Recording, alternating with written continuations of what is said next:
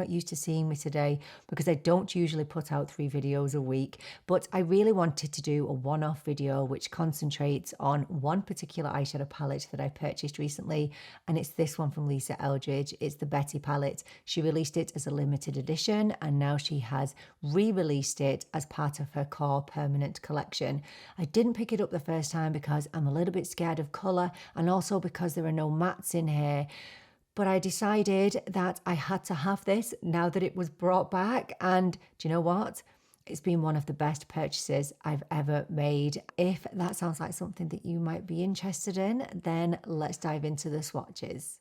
So just before I started the swatches, I dropped my palette. They did survive, but they're a little bit loose and they're looking a little bit worse for wear, so just keep that in mind. So the first shade we have is High Maintenance, which is a luster shade and is a peachy ginger gold.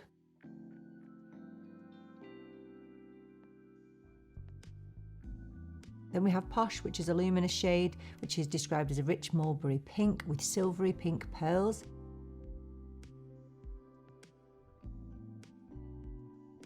Lavender Queen, which is a satin metallic, which is a luminous lilac-y pink. Next we have a metallic shade, Prima Donna, which is a deep lavender with contrasting cool and hot pink pearl. Next is Starlet, which is a luminous duo, which is a semi-translucent silvery green with contrasting pink and lilac sparkling pearls. And lastly, Talk to the Paw, which is a luster shade and is a cool mushroomy taupe.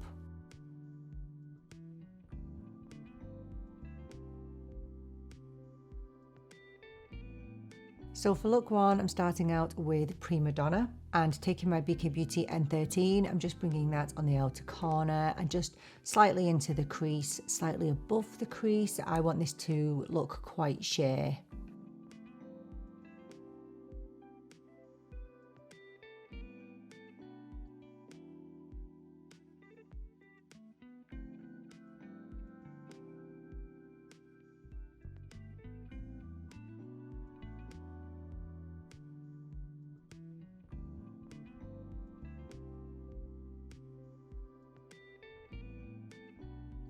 Next I'm going in with Lavender Queen. I'm taking my Refa 33 brush, nice big brush for all over the lid, and I'm just taking this really gently all over the lid. I'd already prepped my eyes for this with just concealer.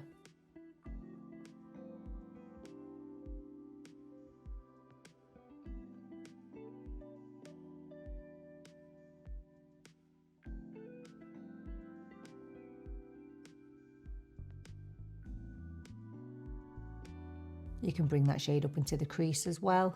It's lovely.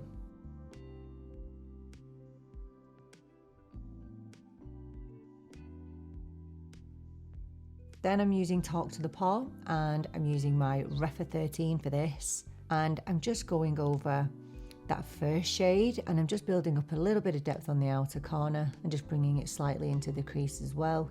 Just blends so effortlessly. Literally, you do not need to work hard at all.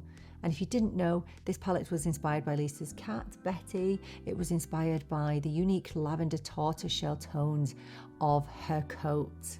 Really beautiful. If you've never seen a picture of Betty, definitely Google.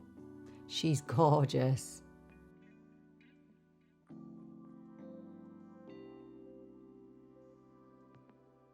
Just bringing this slightly above onto my brow bone because of my deep set eyes. If I put a colour straight into my crease, you're not going to see it because my crease is so far back.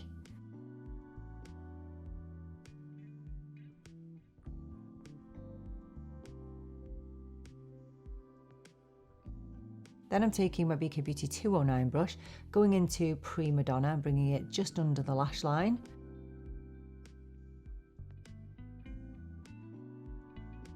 And I'm doing the same thing with Talk to the Paw. I don't get any fallout with this palette, by the way. Then I'm going to take my Zoeva 317 winged liner brush and I'm just going into a little bit of Starlet and I'm just going to bring that just on the lash line. It's really, really subtle when used on the lash line.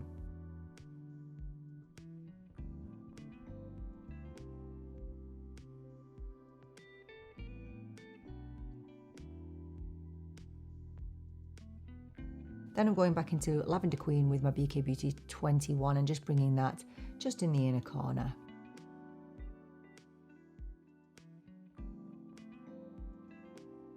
And that is look number 1.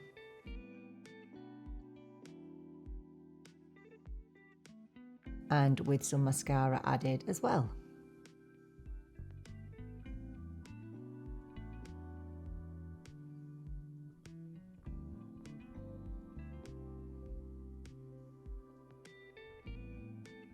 So it was just before look number 2 that I dropped my palette, so I can't hold it up to the screen. So sad. So the first shade I'm going to go into is Posh, which is that luminous shade, and I'm using my BK Beauty N13 just to bring that on the outer corner and just up into the crease slightly. Do not be scared of using these shades into the crease. You can use these anywhere.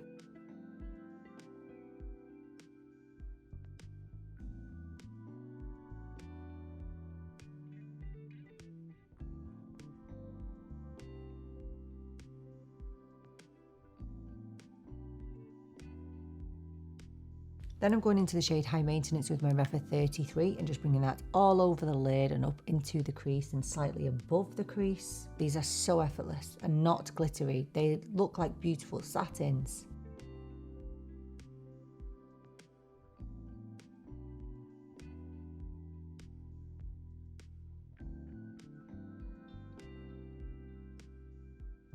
Then I decided to build that up a little bit more, but to use my finger this time. Lisa does say that if you want more of an intense payoff, to use your finger.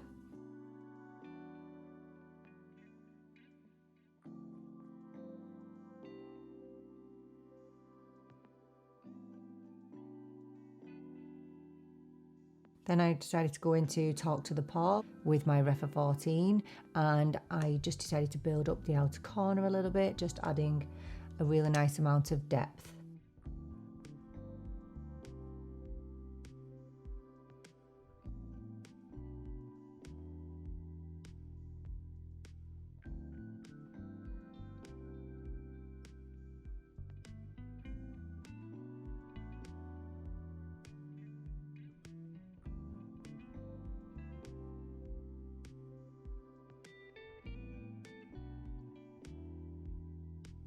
And then I decided to go into the shade Posh with my finger and just build up the outer part of the eye just a little bit. It's so easy to do with your fingers. You could probably just do a whole look with your fingers, honestly.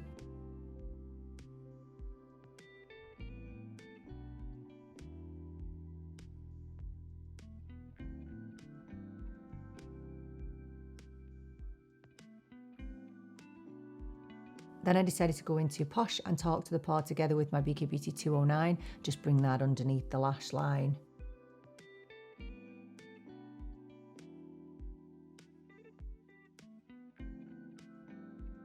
And that is the final look. So I think you can see now how versatile this palette is. So whether you want to go for a colourful look or whether you want just a toned down, neutral, everyday look, you can create anything with this palette. And I have often gone in and used just High Maintenance, for example, as an all over one and done. It's such a good palette for just one and done shadows. And so there you have it, 2 very different looks with this Lisa Eldridge Betty palette.